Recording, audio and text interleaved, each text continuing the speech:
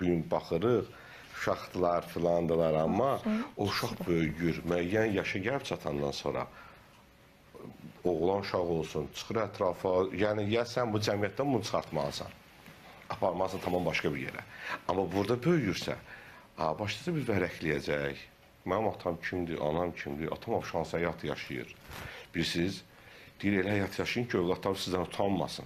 Hə, bax, o show biznesin bəzilərinin, 100 min qazandıqlarım var, ha, burnundan fitir-fitir gələcək. Onların övladları görən, onları görəndə, onların yaxınları onları görəndə, heç mi, yəni, qınamırlar ki, ay ana, ay atası, bilirsiniz, niyə ona belə başqa don görünürsən? geyindirirlər. Bugünkü günə gəlin belə bir söz deyib, çox üzr istəyirəm. Müəyyən baxıram ki, müəyyən əyri həyat yaşayan insanlar 3 gündən sonra görürəm ki, müğənni kimi bunlar təqdim edirlər. Sənət adamı kimi. Hə, qulaq asın.